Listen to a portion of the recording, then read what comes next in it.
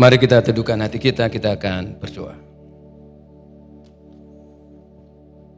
Bapa, inilah kehidupan kami yang butuh akan kehadiran Tuhan setiap saat dalam hidup kami. Dan kami bersyukur karena Tuhan berjanji akan menyertai kami sampai pada kesudahan alam. Dan bahkan Tuhan berjanji akan melimpahkan rahmat-Mu yang selalu baru setiap pagi. Dan itulah yang membuat kami bersuka cita dan bersyukur. Dan terlebih hari ini kami boleh Tuhan layakkan untuk beribadah kepada Tuhan. Dan sebentar kami akan bersama-sama merenungkan kebenaran firman Tuhan. Teduhkan hati kami ya Tuhan. Dan kiranya Allah Roh Kudus dengan belas kasihan-Mu boleh menolong kami untuk memahami kebenaran-Mu yang kudus itu. Engkau mau memberi kami telinga seorang murid dan hati seorang hamba untuk mendengar firman Tuhan dengan sungguh-sungguh dan boleh menjadi pelaku-pelaku kebenaran firman Tuhan yang taat. Dan urapi hamba-Mu, pakai hamba-Mu hanya sebagai alat menyampaikan isi hati Allah bagi umat-Mu di tempat ini.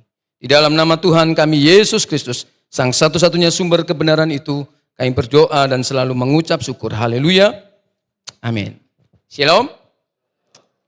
Puji nama Tuhan, hari ini kita boleh beribadah kembali dan saya kalau nggak salah ketiga kalinya saya boleh dipercaya menyampaikan kebenaran firman Tuhan di gereja yang luar biasa ini. Saya membawa salam yang paling hangat dari jemaat yang saya layani dan saya gembalakan dari GKMI Karunia Bekasi. Ya. Saya senang sekali hari ini saya ditemani oleh putri saya. Sudah lama kami terpisah karena dia baru aja menyelesaikan kuliahnya di Brawijaya dan hari ini dia pengen lihat gereja anugerah yang megah katanya. Ya, ada di sebelahnya Bu Natasya. Ya, jadi senang sekali hari ini saya didampingi bukan oleh belahan jiwa tapi oleh buah hati saya, gitu ya. Puji nama Tuhan, hari ini kita akan membahas sebuah tema yang menurut saya luar biasa. Ketika saya diberi tema ini, wow, ya sang pembela sejati. Memang kita perlu dibela ya. Dibela dari apa? Nah itu yang akan kita, mudah-mudahan kita bisa belajar dari kebenaran firman Tuhan yang terambil dari Yohanes 14 ayat 16 sampai 20 dan disambung dengan ayat 25 sampai yang ke-27.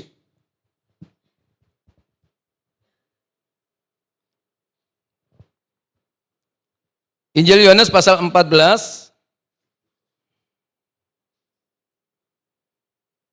ayat yang ke-16 sampai yang ke-20, kemudian dilanjut ayat yang ke-25 sampai yang ke-27. Begini bunyi firman Tuhan, aku akan minta kepada Bapa dan ia akan memberikan kepadamu seorang penolong yang lain, supaya ia menyertai kamu selama-lamanya, yaitu roh kebenaran. Dunia tidak dapat menerima dia, sebab dunia tidak melihat dia dan tidak mengenal dia. Tetapi kamu mengenal dia, sebab ia menyertai kamu dan akan diam di dalam kamu. Aku tidak akan meninggalkan kamu sebagai yatim piatu, aku datang kembali kepadamu. Tinggal sesaat lagi dan dunia tidak akan melihat aku lagi, tetapi kamu melihat aku, sebab aku hidup dalam kamu dan kamu pun akan hidup. Pada waktu itulah kamu akan tahu bahwa aku di dalam Bapa-Ku dan kamu di dalam aku dan aku di dalam kamu. Ayat yang ke-25 dan 20 sampai 27. Semuanya itu kukatakan kepadamu selagi aku berada bersama-sama dengan kamu, tetapi penghibur yaitu Roh Kudus yang akan diutus oleh Bapa dalam namaku, dialah yang akan mengajarkan segala sesuatu kepadamu dan akan mengingatkan kamu akan semua yang telah kukatakan kepadamu. Damai sejahtera aku tinggalkan bagimu, damai sejahtera kuberikan kepadamu. Dan apa yang kuberikan tidak seperti yang diberikan oleh dunia kepadamu. Janganlah gelisah dan gentar hatimu. Saudara terkasih dalam kasih Tuhan Yesus Kristus, temanya adalah sang pembela sejati. Pertanyaannya memang kita butuh dibela. Ya. Dibela dari apa? Ya. Dan kenapa kita butuh pembela, Bapak Ibu? Saudaraku, dalam dunia peradilan mungkin bagi kita yang sudah terbiasa punya lawyer atau punya pengacara, pasti kita juga punya pembela ya, yang akan membela kita kalau ada situasi yang memerlukan nasihat secara hukum ataupun kita sedang terlibat dalam urusan pengadilan. Ya, kita butuh pengacara yang diharapkan bisa membela kita. Ya, saya coba cek gitu ya, apa sih tugas-tugas pengacara karena saya tidak pernah datang ke pengadilan, saya cuma baca-baca aja tugas-tugas pembela, ternyata ada beberapa ya, saudara bisa baca sendiri ya, memberikan bantuan hukum, memberikan nasihat hukum, ya, menyusun strategi pembelaan, ya, dan macam-macam. Saudara bisa baca di situ. Ya, jadi pembela dalam dunia peradilan itu sangat dibutuhkan. Ya, kita yang tidak ngerti hukum, tidak ngerti dan tidak paham bahasa hukum, dengan adanya pengacara yang ngerti hukum, kita bisa dibantu. Ya, bahkan pembela ini juga bisa mengusahakan supaya kalaupun kita diberi sanksi karena kita salah mungkin, ya, kita akan bisa diringankan. Atau kita juga bisa dilepaskan dari hukuman yang sudah mengancam kita. Karena piawainya pembela kita atau pengacara kita. Waktu saya SMA saya pernah menonton film The Devil Advocate. Ya. Jadi itu menceritakan bagaimana orang salah pun bisa dibenarkan karena ada pembelanya yang canggih. Gitu ya. Seorang terdakwa yang sudah terancam hukuman berat bisa lepas dari jerat hukum karena pengacaranya, pembelanya bisa ya memutarbalikkan segala sesuatunya dan dia bisa dibebaskan. Nah, itu kira-kira tugas pembela.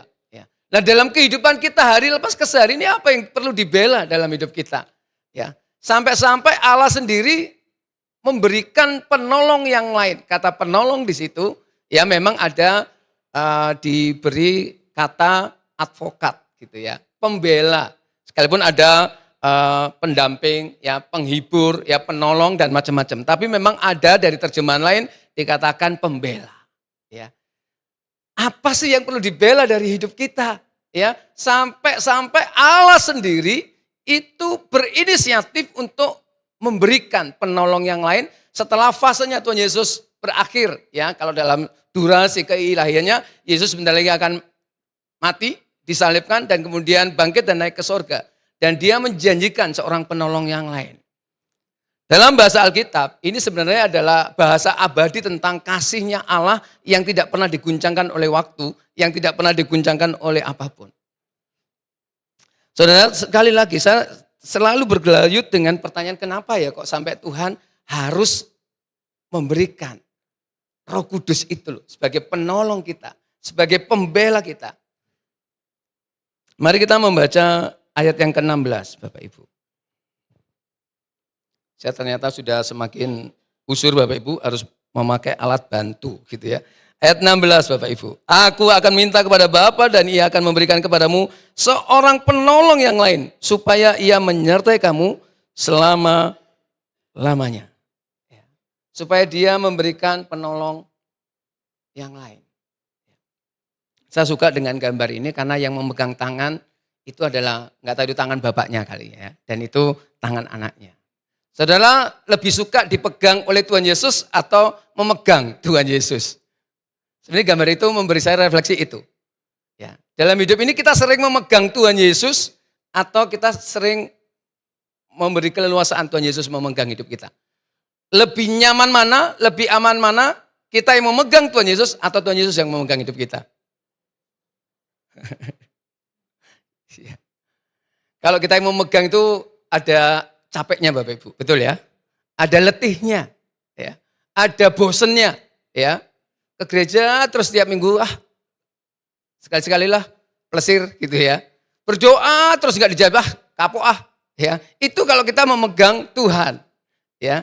Tapi bersyukurnya kita yang tidak setia ini dipegang oleh Allah yang setia. Dan saya suka sekali gambar ini Bapak Ibu. Saya membayangkan itu kecil itu, imut itu tangan saya. Sekalipun tangan saya udah gak imut lagi. Ya. Tapi saya membayangkan saya lemah seperti itu. Ya saya rapuh seperti itu dipegang oleh tangan yang kuat, tangan yang kokoh.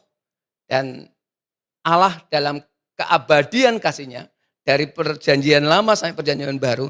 Itu senantiasa mau menyertai saudara dan saya. Dari awal sampai kekekalan akhir, ya Allah ingin jadi pembela saudara dan pembela saya. Nah pertanyaannya kenapa kita perlu ditolong? Kenapa kita perlu disertai? Ya. Mengapa sih kita perlu ditolong? Karena kita ini lemah, kita ini terbatas, kita ini rapuh. Ya. Memang sih kita diciptakan segambar dan serupa dengan Tuhan, ya. Dan kita punya kehendak bebas yang Tuhan titipkan dalam diri kita, dan justru kehendak bebas ini yang akhirnya membawa kita pada kerapuhan yang sebenarnya.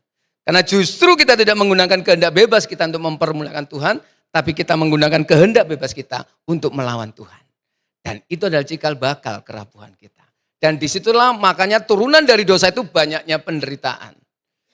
Kenapa sih kita perlu ditolong? Ya karena kita ini nggak tahu persis apa yang akan terjadi esok. Ya, dunia yang di mana kita hidup ini complicated dengan banyak pergumulan dan kesusahan. 3 hari yang lalu, sahabat dekat pernah sama-sama melayani di sebuah gereja. Tapi kemudian dia mengambil jalur di sekuler dan dia bekerja, dia orangnya jujur, ya kerjanya saya tahu persis karena dia pernah satu tim dengan saya. Kemarin dia telepon dan dia mengatakan, aku udah resign dari perusahaan. Gajinya udah gede Bapak Ibu. Kenapa? Karena bosnya itu menggelapkan pajak, bosnya banyak utang dan akhirnya perusahaannya dipilotkan dan dia mau nggak mau harus keluar. Anaknya 2 sedang kuliah Bapak Ibu. Ya. Dan dia jobless sebulan yang lalu. Dan saya diminta tolong untuk mencarikan pekerjaan. Saudara, siapa yang menyangka orang sepintar dia, serajin dia, seenergik dia, ya, sepiawai dia dalam accounting. Tapi kemudian sebulan yang lalu dia harus kehilangan pekerjaan. Dan 3 hari yang lalu dia telepon saya. Kita nggak pernah tahu hidup ini akan terjadi apa 1 jam yang akan datang. Besok akan terjadi apa. Dan kita tahu persis toh kasus seminggu yang lalu. Satu keluarga di Jakarta Utara harus mengakhiri hidupnya. Ada ayah, ada papa, ada mama, ada 2 anaknya. 15 tahun dan 13 tahun. Terikat dengan tali dan mereka terjun bebas dari lantai 22 di sebuah apartemen di Jakarta Utara. Saudara, kenapa kita perlu ditolong? Banyak sekali himpitan kehidupan yang membuat kita kadang-kadang give up. Kita ini terbatas. Dan kenapa sih kita perlu ditolong? Seringkali kita nggak tahu persis, sekalipun yang kita lakukan itu kelihatan baik-baik aja. Tapi seringkali kita pulang ke rumah merasa sepi. Kita merasa nggak ada artinya yang kita lakukan. Kita sudah pol-polan, bahkan kesibukan di gereja tidak membuat kita happy kok kadang-kadang. Adanya capek, benar nggak sih?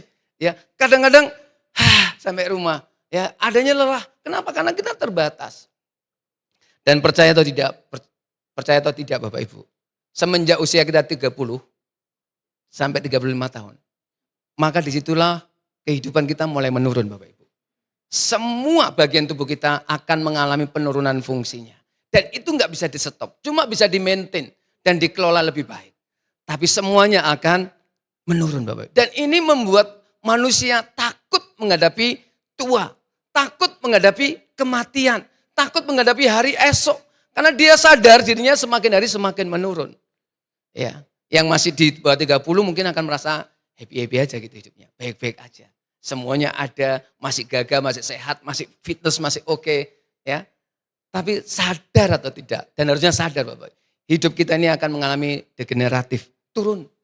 Semakin usia kita tinggi, semakin turun kualitas hidup badani kita. Bahkan Paulus pun, seorang rasul besar pernah mengakui, ya, memang sih manusia lahiriaku semakin hari semakin merosot, ya. Tetapi manusia batiniaku diperbarui dari hari ke hari. Itu Paulus pernah mengatakan begitu. Artinya apa? Dia tidak mengingkari bahwa dia butuh ditolong. Dan mengapa kita butuh disertai? Saudara, kalau saudara jujur dengan hidup ini, ya, sekalipun kita ada di keramaian, kita ada di komunitas seperti ini, kadang-kadang kita merasa sepi, betul nggak sih? Ya, kenapa? Karena tuntutan banyak. Suami nuntut kita, istri nuntut kita, anak-anak nuntut kita, pekerjaan nuntut kita, hari esok menuntut kita. Dan itu kadang-kadang membuat kita tertarik gitu. Sepi banget ya. Ya, saudara, ada seorang mantan presiden, ya, dia sudah mencapai semuanya dalam hidup ini.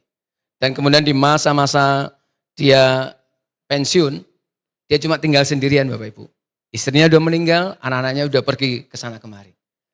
Dan dia merasakan apa? Tiap hari dia cuma bangun tidur, dibikinan kopi, ya, kadang susu sama sepotong kue. Kemudian dia cuma buka gorden, lihat keluar, duduk lagi. Cuma itu aja yang dia lakukan. Baca buku kadang-kadang karena dia suka baca, ya. Kemudian dengerin musik yang bosen itu aja, ya. Dan apa yang terjadi, dia kemudian nulis sebuah puisi. Dan salah satu guratan puisi yang membuat saya terenyuh adalah, hidupku sepi. Loh, dia punya segalanya loh Bapak Ibu. Dia mantan presiden loh. Dia punya meraih segalanya dalam hidupnya. Tetapi di masa tuanya dia mengatakan, sepi. Ya. Dan ini bukan menggelayuti orang-orang yang senior. Anak muda sekarang juga hidup, tumbuh. Bukan anak muda GKMI Anugerah, muda-muda. Ya. Ini di sono Bapak Ibu, anak muda di sono. Ya, semuanya serba ada. Ya, hidupnya gebyar Bapak Ibu. Dia bisa melakukan banyak hal, ya. Tetapi justru dia merasa kesepian. Kenapa? Dia punya papa. Tapi dia seakan-akan enggak punya papa. Papanya sih hadir, ya. Tapi enggak pernah hadir secara nyata dalam hidupnya dia. Fisik hadir sih, tapi perhatian enggak hadir. Punya mama, tapi dia serasa enggak punya mama. Karena ketika dia curhat, gitu aja kok kamu enggak ngerti sih. Mau tanya PR, ya tanya guru lesmu lah. Papa enggak sempat, mama enggak sempat. Generasi sekarang kayaknya hidupnya luar biasa Bapak Ibu. Tetapi kalau kita mau jujur ngobrol dengan mereka, loneliness, sepi. Dan kenapa kita perlu ditolong dan disertai? Sekali lagi, yang paling mendasar dari itu semua, kita tidak pernah tahu hari esok. Siapa yang berani mengatakan, bahwa besok aku baik-baik aja. Aku akan meninggal tanggal 24 April ya tahun 2026. Ada yang berani ngomong gitu? Gak ada Bapak Ibu. Saya ini loh berdiri di mimbar ini, gak tahu nanti saya pulang akan terjadi apa, saya gak tahu. Gelap. Ya. Apakah nanti saya sore masih bisa melayani di Citra? Ya, jadwalnya padat meraya Bapak Ibu. Waduh ya. Apakah saya masih bisa melayani di Citra? Saya gak pernah memastikan. Saya mempersiapkan nanti sore akan melayani di Citra. Nanti setengah 10, jam 10 saya juga melayani ibadah kedua. Tapi apa yang terjadi ke depan? Enggak tahu. Dan kita butuh disertai. Karena kesepian, ketakutan, dan ketidaktahuan akan hidup ini. Itu membuat kita gelisah Bapak Ibu. Dan kita perlu disertai oleh sang penyerta yang tahu tentang hidup kita. Yang tahu akan masa depan kita. Yang berikutnya Bapak Ibu. Allah, selalu saya katakan, Allah punya kasih yang eternal. Dan rangkaian skenario kasih Allah ini enggak pernah terputus oleh zaman. Kalau saudara membaca perjanjian lama, sebenarnya sudah ada clue menarik di sana tentang betapa kasihnya Allah bagi dunia ini. Ya. Kalau nanti sempat saya tunjukkan di Kejadian pasal 3:21 Bapak Ibu. Itu sebenarnya clue pertama bagaimana Allah sudah tahu dia akan melakukan penyelamatan yang luar biasa bagi manusia yang dengan sengaja menggunakan hak bebasnya, kehendak bebasnya untuk melawan dia. Untuk memilih tidak taat sama dia. Saudara, kalau saya nggak salah ingat, di Kejadian 3:21 dikatakan, lalu Allah membuat pakaian dari kulit binatang dan lalu mengenakannya kepada manusia itu. Saudara, itu adalah clue pertama tentang penyelamatan. Itu clue pertama tentang bahwa Allah tidak bisa tidak harus menyertai manusia. Karena manusia itu rapuh dan gampang sekali, rentan sekali untuk berbuat dosa. Manusia itu rapuh, tidak tahu apa yang benar dan salah. Manusia itu rapuh, ya kan kadang sering menggugu carpe diem kata orang Jawa. Ya, mengikuti kehendaknya sendiri. Kenapa sampai Tuhan membuat kulit dari pakaian dari kulit binatang? Karena saat manusia pertama jatuh dalam dosa, dengan spontan, dengan kekuatan sendiri dia meraih daun pohon ara. Dan dibuat untuk menutupi keberdosaannya dan rasa malunya karena dosa. Tetapi yang namanya usaha manusia selalu rapuh, betul? Yang namanya daun dibuat gerak aja sudah sobek. Dan Allah tahu persis kerapuhan itu. Dan Allah harus turun tangan untuk menolong dan menyertai manusia itu. Maka dia membuat pakaian dari kulit binatang. Kalau udah ngomong pakaian dari kulit binatang, pasti ada binatang yang dimatikan, betul? Dan binatang yang dimatikan kalau menurut tradisi PL itu harus darahnya ditumpahkan. Ini clue pertama tentang penyelamatan Allah kepada manusia berdosa. Dan di Ibrani ditekankan, tidak ada pengampunan dosa tanpa penumpahan darah. Saudara, ini yang saya sebut kasih yang abadi. Yang tidak tergugat oleh apapun, termasuk oleh keberdosaan kita. Justru kasih itu semakin berlimpah-limpah ketika kita jatuh dalam dosa. Dan Allah mengenakan, kayak bayi banget orang berdosa itu. Enggak berdaya apa-apa karena belenggu dosa. Sampai pakai baju pun dikenakan loh. Ya. Lalu Allah mengenakan kepada manusia itu dan istrinya. Sudah dibuatkan baju dari kulit binatang, dikenakan. Dan yang kedua, sang pembela itu bukan hanya untuk menolong dan menyertai. Tetapi sang pembela itu, yang adalah roh kebenaran, yang adalah Roh Kudus itu, yang akan menuntun kita di dalam kebenaran. Saudara, kenapa kita butuh pembela yang membenarkan kita? Karena kebenaran manusia itu adalah kebenaran yang relatif dan tentatif. Relatif itu ya maksudnya menurut saya benar, belum tentu menurut Bu Natasha benar. Betul ya? Kalau dalam dunia peradilan, hakim pengadilan tinggi mengatakan dia tidak bersalah. Tapi kemudian yang lain naik banding, bisa jadi oleh pengadilan lebih tinggi dia mengatakan dia bersalah. Sama-sama hakimnya, sama-sama ngerti hukum. Tapi seringkali kita melihat bahwa kebenaran menurut satu pihak belum tentu kebenaran juga oleh pihak yang lain. Itu namanya relatif. Kita nggak mungkin hidup dalam kebenaran yang relatif ini. Dan roh kebenaran diturunkan untuk membela kita supaya kita menjalani, mengikuti, menghidupi kebenaran yang sejati. Dan kebenaran sejati itu tidak lain tidak bukan adalah kebenaran firman Tuhan. Kebenaran Allah yang termaktub dalam kebenaran firman Tuhan yang kita yakini adalah kita. Jadi kalau saudara sekarang hidup dalam perjanjian baru, maka kita hidup dalam roh kebenaran itu. Dan kenapa ada gambar itu Bapak Ibu? Ini mengingatkan kita pada peristiwa Pentakosta. Dulu sebelum Pentakosta, Petrus yang muridnya Tuhan Yesus pun menyangkal 3 kali. Thomas yang muridnya yang kemana-mana ikut Tuhan Yesus sempat gak percaya, bahkan dia disebut orang yang skeptis. Sebelum aku mencucukkan tanganku, ingat ya peristiwa itu ya, aku sekali-sekali tidak akan percaya. Yohanes yang paling muda katakanlah, tapi juga sempat gentar. Ya, mereka hidup bersama Yesus, tapi sometimes mereka tidak hidup dalam kebenaran Kristus. Ada peristiwa yang menurut saya kalau saya jadi Tuhan Yesus mungkin saya nangis hati Bapak Ibu. Suatu kali mereka diajak Tuhan Yesus doa, ya, yuk ikut aku berdoa yuk, kamu berjaga-jaga ya. Yesus maju sedikit dan Yesus berdoa. Ketika Yesus berdoa dia noleh, apa yang terjadi? Tertidur mereka. Ya, saudara, tapi justru ketika roh kebenaran yaitu Roh Kudus itu membenarkan mereka lewat peristiwa Pentakosta, maka Petrus yang pernah mengkhianati Tuhan Yesus, Yohanes yang sempat menjadi penakut, Thomas yang sempat skeptis, akhirnya menjadi abdi-abdi Kristus yang luar biasa. Karena mereka mendapatkan mindset yang baru tentang kebenaran. Dan ketika mereka hidup dalam kebenaran Kristus, harganya berapapun dibayar oleh mereka. Dan semua murid-murid Tuhan Yesus itu mati syahid, mati sebagai martir Bapak Ibu. Kenapa? Karena mereka sudah hidup dan menghidupi dan dihidupi oleh kebenaran itu. Jadi ketika Yesus mengatakan aku akan memberikan penolong yang lain yaitu roh kebenaran, maka roh itu yang akan menuntun kita dalam kebenaran demi kebenaran. Artinya kalau saudara mau hidup benar di hadapan Tuhan, tunduklah pada otoritas Roh Kudus. Tunduklah pada otoritas kuasa Roh Kudus yang pasti akan menolong saudara, menyertai saudara, dan menolong saudara hidup dalam kebenaran. Gimana sih Pak Sabto supaya saya bisa tahu bahwa saya dipimpin Roh Kudus? Enggak ada cara lain selain kita berrelasi makin intim dengan Tuhan. Orang yang semakin intim pasti akan peka dengan suaranya. Suami istri kalau hidupnya intim, peka dong. Ya, apa maunya istri, apa karpe suami, benar enggak?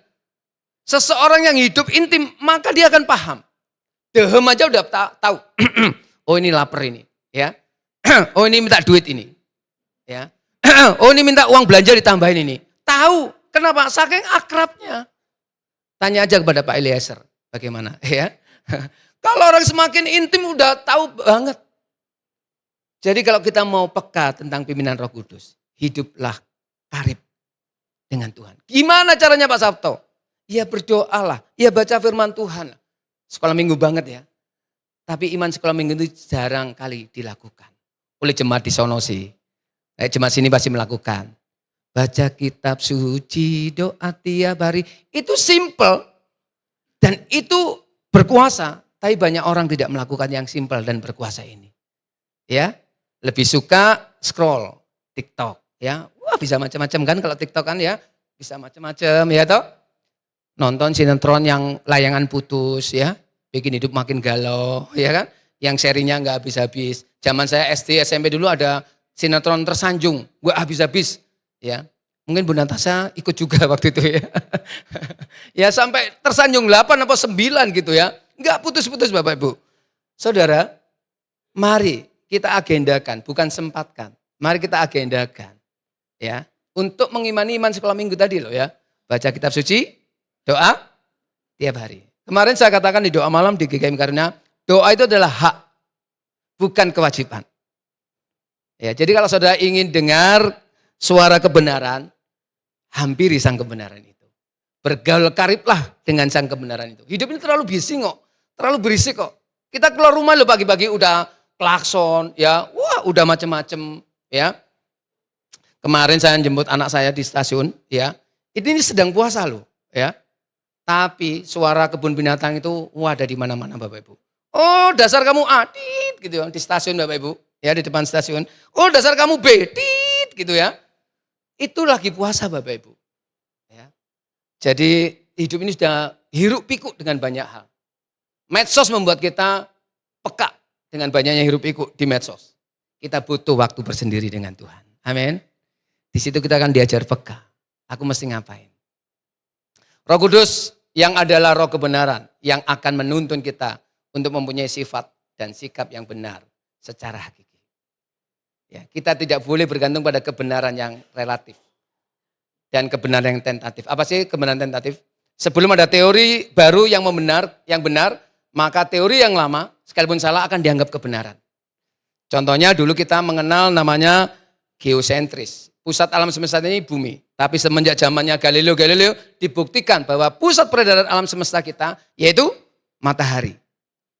Gugur akhirnya geosentris. Digantikan dengan heliosentris. Kebenaran manusia juga gitu, tentatif. Sebelum ada orang yang lebih kuat yang meyakinkan kebenaran, kita akan berkutat pada kebenaran yang lama. Sebelum ada teori baru yang dianggap sahih, dianggap benar, ya selama itu juga kita akan menganggap teori yang lama itu benar. Tentatif, gak ada yang absolut.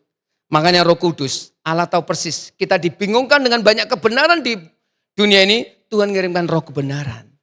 Kebenaran versinya Allah itu adalah kebenaran absolut. Dan itu berani dibandingkan dengan kebenaran-kebenaran semesta ini. Jadi mari kita hidup dalam kebenaran yang absolut itu. Ayat 26, mari kita baca Bapak Ibu. Tetapi penghibur yaitu Roh Kudus yang diutus oleh Bapa dalam namaku, dialah yang akan mengajarkan segala sesuatu kepadamu dan akan mengingatkan kamu akan semua yang telah kukatakan kepadamu. Dia akan mengajar kita dan mengingatkan kita. Roh Kudus itu adalah sang penyerta, sang pembela yang akan ngingetin kita. Kalau pembela-pembela di peradilan terbatas banget tugasnya dan pertolongannya, tapi pembela yang dikirim oleh Allah yang dijanjikan oleh Tuhan Yesus, dan itu adalah Roh Kudus, itu akan mengajarkan segala sesuatu dan akan mengingatkan kita tentang apa yang dikehendaki Tuhan. Saya mencatat setidaknya ada 3 ayat yang menolong kita untuk memahami ini. Yang pertama sudah kita baca di ayat nats pembimbing tadi. Mari kita membaca 1 Korintus 12 ayat 3 Bapak Ibu.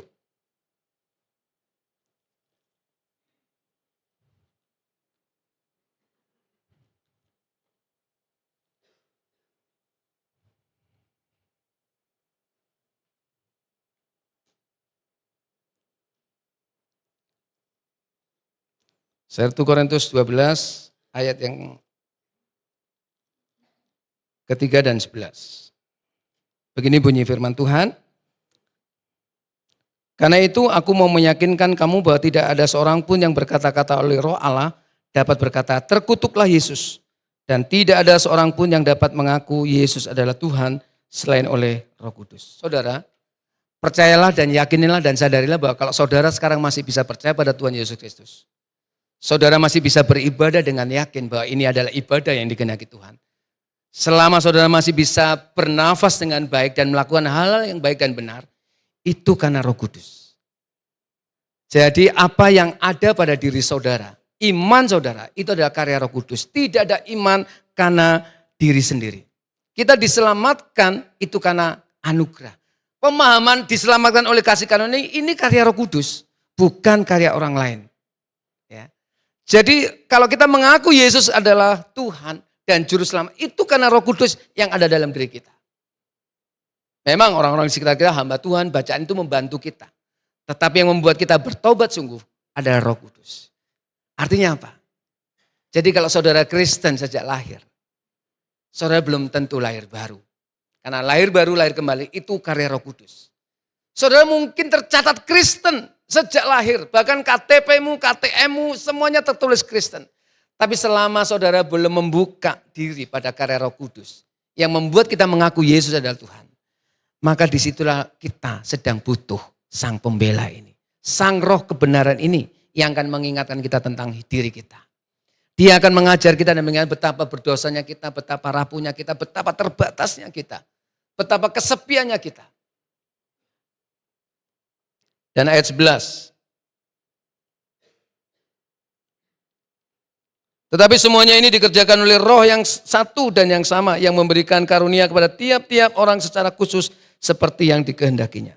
Saya senang sekali melihat pemain musiknya bagus. Oh ya, selamat ya buat GKMI Anugerah yang juara 1 kemarin festival band. Nama grupnya saya lupa, Bee Gees ya. Wah, luar biasa. Dimotori oleh Pak Prana kayaknya. Ya, luar biasa, selamat ya. Saya melihat ada pemain musik yang luar biasa, ada yang memimpin pujian, ya, ada yang melayani dari berbagai skup pelayanan. Saudara, sadarilah pelayanan itu bukan aktivitas biasa loh. Pelayananmu dan pelayananku itu adalah respon terbaik karena karya Roh Kudus yang menolong kita dan mengingatkan tentang pentingnya arti melayani. Saudara, ketika kita melihat orang yang melayani, artinya kita tergerak untuk ikut melayani. Saya itu menyaksikan ya orang-orang yang melayani hidupnya dengan sungguh ya, maka hidupnya akan baik-baik aja loh.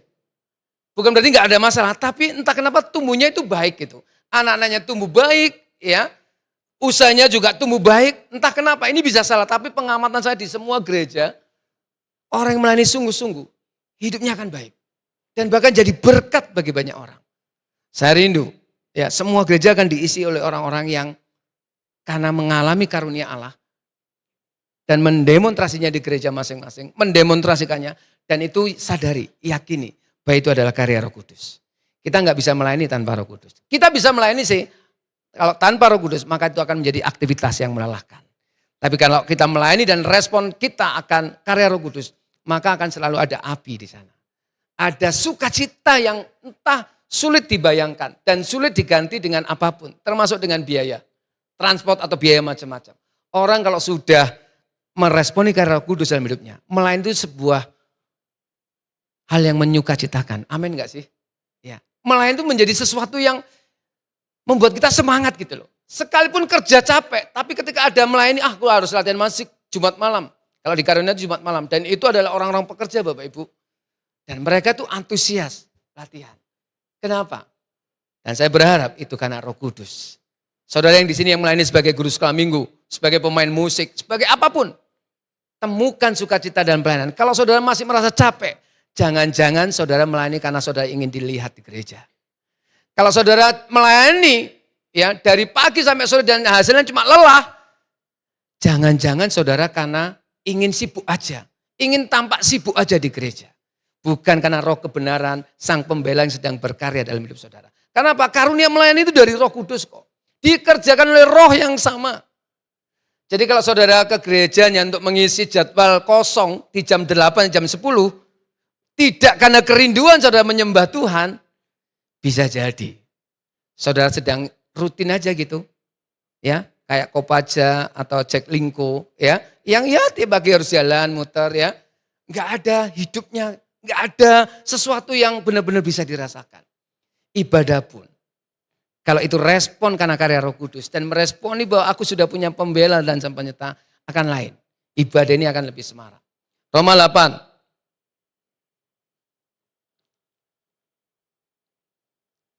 Ayat 26 dan 27 Bapak Ibu.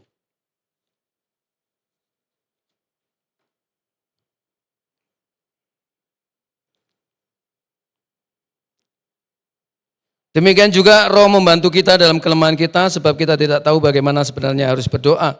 Tetapi Roh sendiri berdoa untuk kita kepada Allah dengan keluhan-keluhan yang tidak terucapkan. Dan Allah yang menyelidiki hati nurani mengetahui maksud Roh itu, yaitu bahwa ia sesuai dengan kehendak Allah berdoa untuk orang-orang kudus. Kudus. Wow.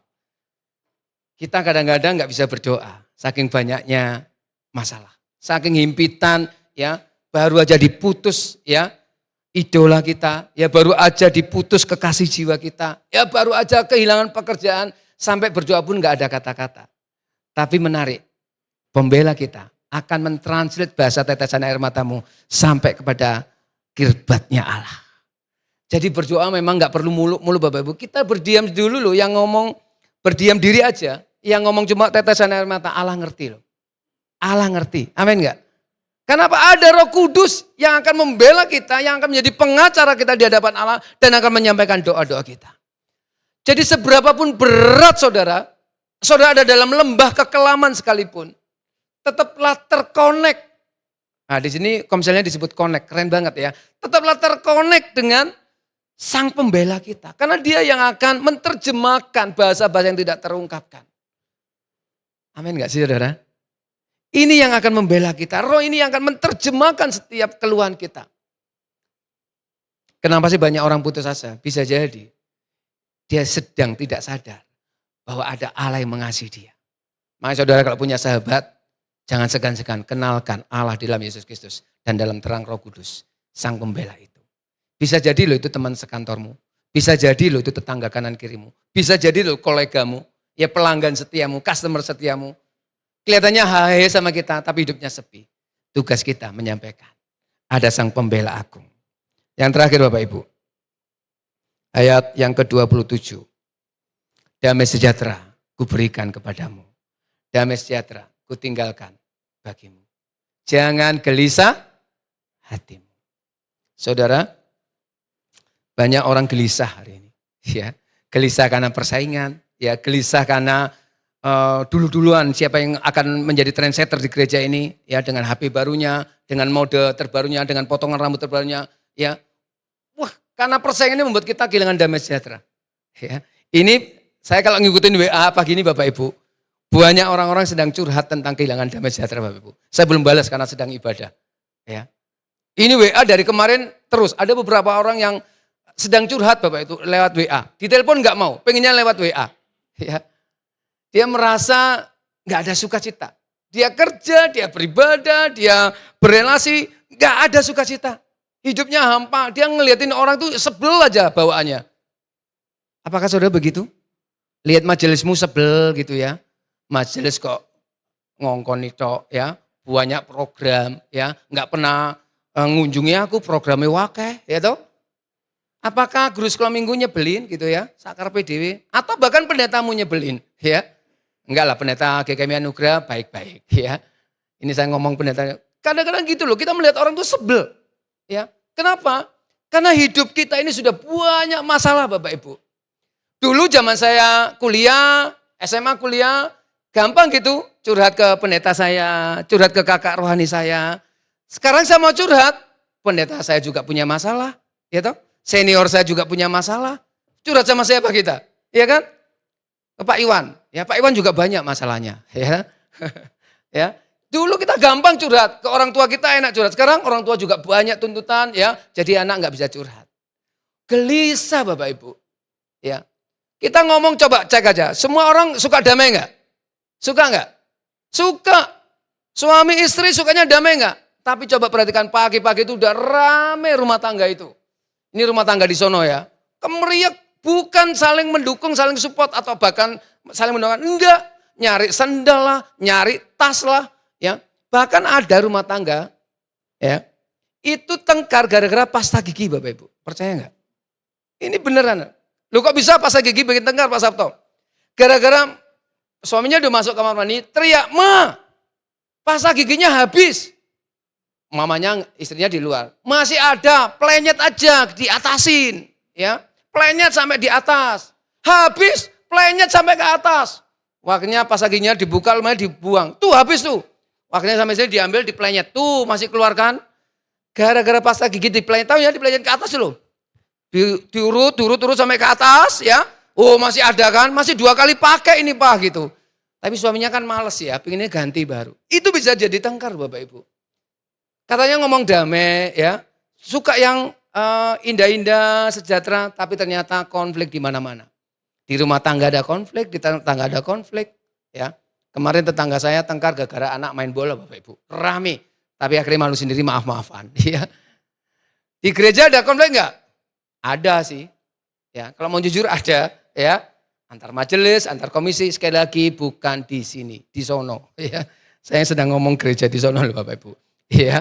Tapi biasanya sono dan sini, bukan saya yang ngomong ya, bukan saya. Ya sama aja gitu 11-12. Kita butuh yang namanya damai sejahtera, amin. Butuh loh Bapak Ibu. Nah makanya Tuhan Yesus tahu, kita ini butuh damai. Dan Sang Pembela itu dijanjikan oleh Kristus, damai sejahtera akan kutinggalkan bagimu. Orang kalau sudah kenal Tuhan dan cinta Tuhan dan membangun relasi dengan Tuhan, hidupnya akan damai sejahtera. Damai bukan berarti nggak ada konflik loh. Ada sih perbedaan suami istri, orang tua dan anak, ada. Tapi entah kenapa selalu dibungkus dengan damai sejahtera. Ya, dengan damai. Saya pernah konflik dengan anak saya pernah tengkar sama istri saya pernah ya beda pendapat dengan majelis, saya pernah bisa loh itu terjadi. Tapi kalau damai sejahtera itu sudah melimpah hidup kita akan melihat dengan cara yang lebih benar. Kita akan lebih tenang, lebih jernih cara mengambil keputusan. Jadi mari kita bersama-sama menikmati. Dunia ini butuh damai sejahtera. Ya, banyak orang kesepian di sekitar kita. Atau mungkin saudara juga mengalami kesepian. Banyak orang merasa putus asa dalam hidupnya. Enggak dihargai dalam hidupnya. Gelisah hidupnya. Sudah melakukan banyak aktivitas di gereja tapi tetap enggak dianggap. Kayak acar itu loh. Ya, ada boleh, enggak ada juga enggak apa-apa. Acar di nasi goreng kan gitu ya. Ada yang enggak apa-apa, ada ya syukurlah ya. Jangan-jangan keberadaan kita juga gitu. Dan jangan-jangan kita memperlakukan orang yang melayani gereja seperti itu loh. Nah, ada kamu ya puji Tuhan, gak ada kamu ya gak apa-apa. Banyak orang yang mengalami gak sukacita dan kehilangan damai sejahtera. Termasuk di gereja, termasuk di pelayanan. Kan ironis. Saudara, jadi kita butuh pembela yang sejati. Sejati, karena dari awal sampai akhir dia akan membela kita.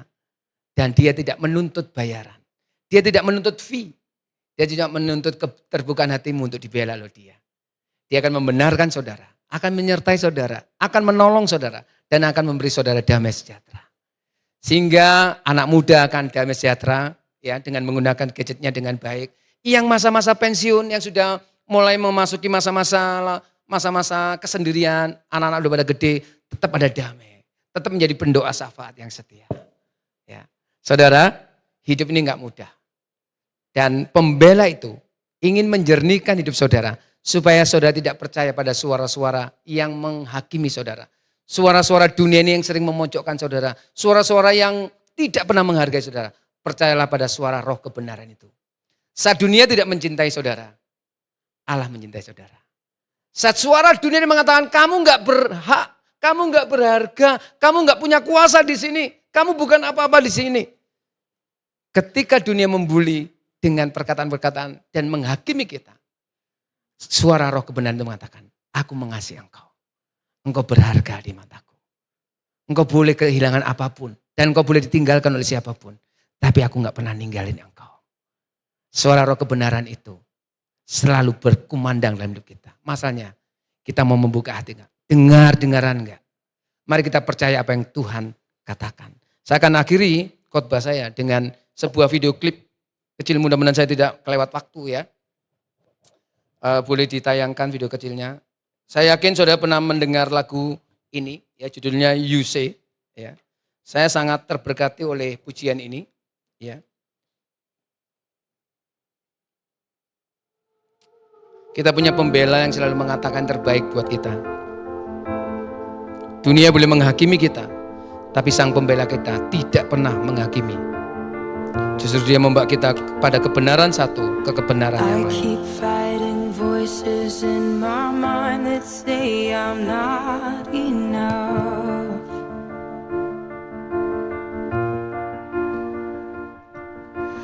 Every single lie that tells me I will never measure up.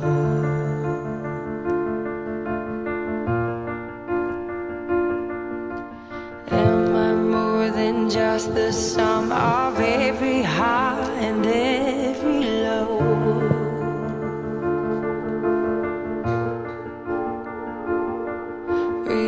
remind me once again just who I am, because I need to know.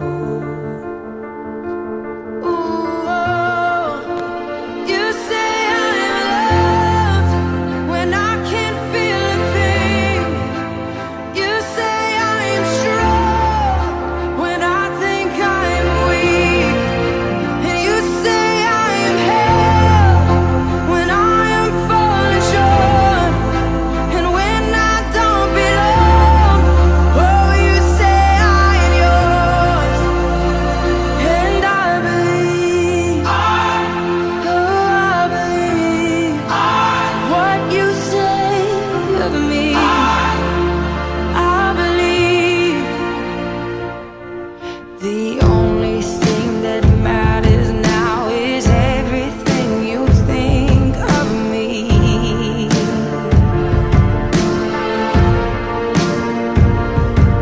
In you I find my worth, in you I find my identity. Ooh, you say I'm loved when I can't feel a thing. You say I am strong when I think I'm weak. And you say I am held when I am falling short. When I don't belong, oh, you say I am yours. And I believe, oh, I believe what you say of me. Oh, I believe.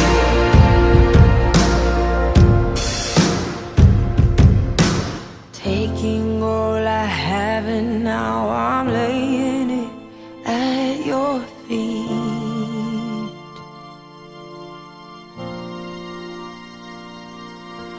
You'll have every failure, God. You'll have every victory. Ooh, you say I'm loved when I can't feel a thing. You say I am strong when I think I am weak. You say I am held when I am falling short. When I don't belong, oh, you say I'm yours. And I believe, oh, I believe what you say of me. I believe, oh, I believe, yes, I believe what you say of me. I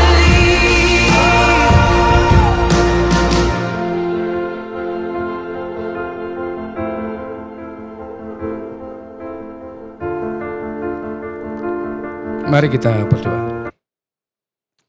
Tuhan, terima kasih Engkau boleh hadir menjadi pembela hidup kami.